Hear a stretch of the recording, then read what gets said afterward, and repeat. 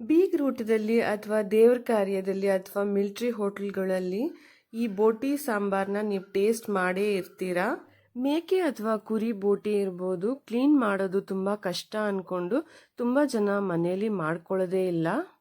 ಬಿಸಿನೀರಲ್ಲಿ ಒಂದು 5-6 ಸತಿ ಚೆನ್ನಾಗಿ ತೊಳ್ಕೊಂಡು ಅರಿಶಿಣದ ನೀರಿನಲ್ಲಿ ನೆನೆಸಿಟ್ಕೊಂಡು ತೊಳೆದ್ರೆ ಅದು ಸ್ಮೆಲ್ ಹೊಟ್ಟೋಗುತ್ತೆ. ಒಂದು ಸತಿ ಮನೇಲಿ ಟ್ರೈ ಮಾಡಿ ನೋಡಿ, ತುಂಬಾ ಟೇಸ್ಟಿಯಾಗಿರುತ್ತೆ. ಹಾಯ್ ಫ್ರೆಂಡ್ಸ್, ವೀಣಾ ಫುಡಿ ಸ್ಟುಡಿಯೋಗೆ ಸ್ವಾಗತ. ಒಂದು ಅಗಲವಾದ ಪಾತ್ರೆಗೆ 3-4 ಚಮಚ ಎಣ್ಣೆ ಹಾಕ್ಕೊಂಡಿದ್ದೀನಿ. ಎಣ್ಣೆ ಕಾದ್ಮೇಲೆ ಒಂದು ಹೆಚ್ಚಿಟ್ಕೊಂಡಿರೋ ಈರುಳ್ಳಿನ ಹಾಕ್ಕೊಂಡು ಫ್ರೈ ಮಾಡ್ಕೊತಾ ಇದ್ದೀನಿ.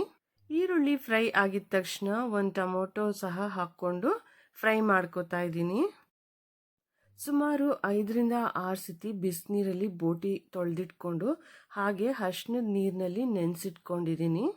ಚೆನ್ನಾಗಿ ನೀರು ಬಸಿದು ಆ ಬೋಟಿನ ಸಹ ಈ ಒಗ್ಗರಣೆಗೆ ಹಾಕ್ಕೋತಾ ಇದ್ದೀನಿ. ತೊಳೆದಿರೋ ಬೋಟಿನ ಇದಕ್ಕೆ ಹಾಕಿ ಫ್ರೈ ಮಾಡ್ಕೊಳ್ತಿರುವಾಗ ಒಂದು ಸ್ವಲ್ಪ ಅರಿಶಿನ ಹಾಗೆ ರುಚಿಗೆ ತಕ್ಕಷ್ಟು ಉಪ್ಪು ಸಹ ಹಾಕ್ಕೊಂಡು ಚೆನ್ನಾಗಿ ಫ್ರೈ ಮಾಡ್ಕೊತಾ ಇದ್ದೀನಿ. ಸಾಕಷ್ಟು ನೀರು ಇರೋದ್ರಿಂದ ಅದು ಚೆನ್ನಾಗಿ ಇಂಗಿ ಒಂದು ಸ್ವಲ್ಪ ಉಪ್ಪೆಲ್ಲ ಚೆನ್ನಾಗಿ ಹಿಡ್ಕೋಬೇಕು. ಅಲ್ಲಿ ತನಕ ಚೆನ್ನಾಗಿ ಫ್ರೈ ಮಾಡಿಬಿಟ್ಟು ಒಂದು ಮುಚ್ಚಳ ಮುಚ್ಚಿ ಬೇಯೋದಕ್ಕೆ ಬಿಟ್ಬಿಡೋಣ.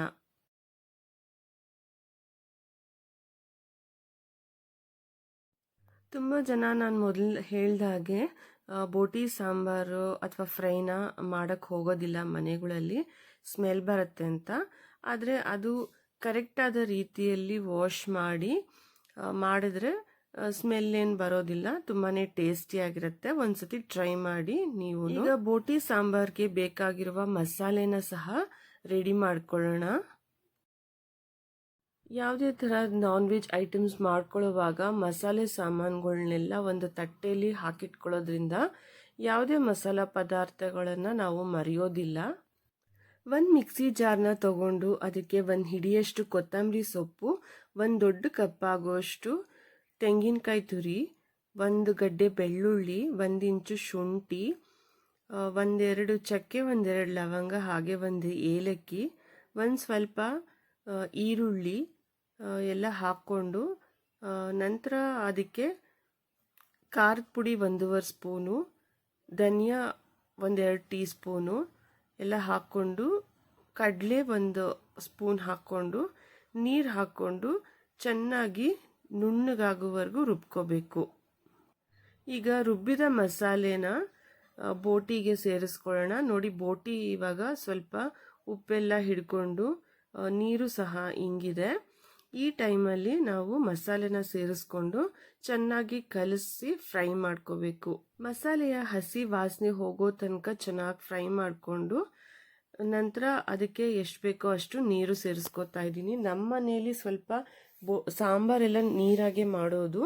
ನಿಮಗೆ ಕನ್ಸಿಸ್ಟೆನ್ಸಿ ನೋಡಿಕೊಂಡು ಎಷ್ಟು ಬೇಕೋ ಅಷ್ಟು ನೀರು ಸೇರಿಸ್ಕೊಳ್ಳಿ. ಸಾಮಾನ್ಯವಾಗಿ ಮನೇಲಿ ಮಾಡೋವಾಗ ನಾವು ಪಾತ್ರೆಗಿಂತ ಕುಕ್ಕರ್ಗೆ ಹಾಕಿ ಬೇಯಿಸಿದ್ರೆ ಬೇಗ ಬೇಯುತ್ತೆ ಬೋಟಿ.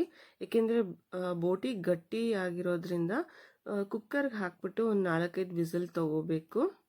ಎಷ್ಟು ವಿಸಿಲ್ ಕೂಗಿಸ್ಕೋಬೇಕು ಅನ್ನೋದು ಆ ಬೋಟಿ ಬಲ್ತಿದೆಯಾ ಅಥವಾ ಎಳೆದ ಅಂತ ತಿಳ್ಕೊಂಡು ನೀವೆಷ್ಟು ವಿಸಿಲ್ ಬೇಕೋ ಅಷ್ಟು ಕೂಗಿಸ್ಕೋಬೋದು.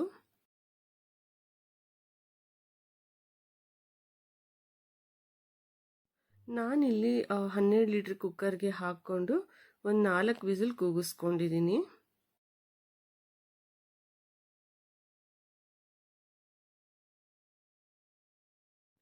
ನೋಡ್ತಾ ಇದ್ದೀರಲ್ಲ, ಬೋಟಿ ಸಾಂಬಾರ್ ರೆಡಿ ಆಗೇ ಹೋಯಿತು. ಈ ರುಚಿಕರವಾದ ಬೋಟಿ ಸಾಂಬಾರ್ ದೋಸೆ, ಇಡ್ಲಿ, ಅನ್ನ, ಮುದ್ದೆ, ಚಪಾತಿ, ಪೂರಿ ಎಲ್ಲದರೊಂದಿಗೂ ಸೂಪರ್ ಕಾಂಬಿನೇಷನ್. ನಾನು ಬೆಳಗಿನ ಬ್ರೇಕ್ಫಾಸ್ಟ್ಗೆ ದೋಸೆ ಮಾಡಿಕೊಂಡು ಈ ಬೋಟಿ ಸಾರೊಂದಿಗೆ ಬಡಿಸಿದ್ದೆ. ಮತ್ತು ಮಧ್ಯಾಹ್ನದ ಊಟಕ್ಕೆ ಮುದ್ದೆ, ಅನ್ನ ಮಾಡ್ಕೊಂಡಿದ್ದೆ. ಅವೆರಡನ್ನೂ ಬಡಿಸಿ ತೋರಿಸ್ತಾ ಇದ್ದೀನಿ. ಹಾಗಾದರೆ ಫ್ರೆಂಡ್ಸ್, ನೀವು ಒಂದ್ಸತಿ ಟ್ರೈ ಮಾಡ್ತಿರಲ್ಲ, ಟ್ರೈ ಮಾಡಿ ಹೇಗಿತ್ತು ಅಂತ ತಿಳಿಸಿ. ನನ್ನ ಚಾನಲ್ಗೆ ಯಾರಾದರೂ ಹೊಸದಾಗಿ ನೋಡ್ತಾ ಇದ್ದರೆ ಲೈಕ್, ಶೇರ್, ಸಬ್ಸ್ಕ್ರೈಬ್ ಮಾಡೋದನ್ನು ಮರಿಬೇಡಿ.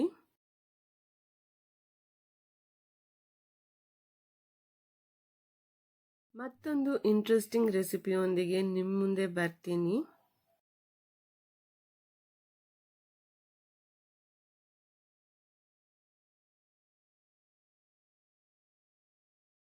ನಿಮ್ಮ ಪ್ರೋತ್ಸಾಹ ಸದಾ ಹೀಗೆ ಇರಲಿ.